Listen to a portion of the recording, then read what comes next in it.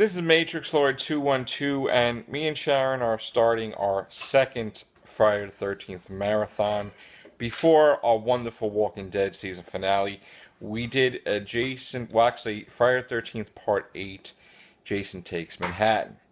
Now, of the whole series, this was one of the worst because one, I live in New York, and two, working in New York and everything, and traveling in New York, I know that this was absolutely ridiculous how Jason could just, you know, not kill anybody in New York and just, pass by millions of people and, the subway and just not kill anybody unless they got in his face. And, he don't lift his mask and say, hey, don't come near me. And, you know, there is no, like, people going to mug you like in the broad daylight, well, at nighttime, and you don't have alleys with like fire pits and canisters, and you don't have easy access to the sewers where just like a manhole is just open. And it's kind of weird how Jason kills like a cop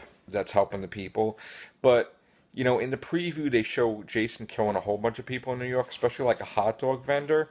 And when it came time to put that in the movie, they weren't allowed to do that. They weren't allowed to kill. Jason wasn't allowed to kill a hot dog vendor. So how do you kill like a cop and not a hot dog vendor? Kind of weird. Um, yeah, and the whole her seeing like Jason as a child. First of all, when she was a kid, he wouldn't have been a child.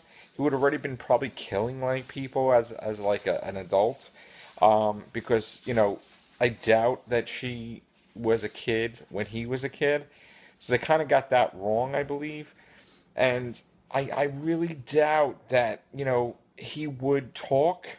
This is the first movie that Jason talks and says, something about mommy and I don't want to drown. Like, and I doubt he would be transformed back into a child and toxic waste would do him in New York. I mean, that's just, it could be that she was doped up and she saw that. But um, this is just like this is actually worse than five. And five I can't stand because it's not really Jason.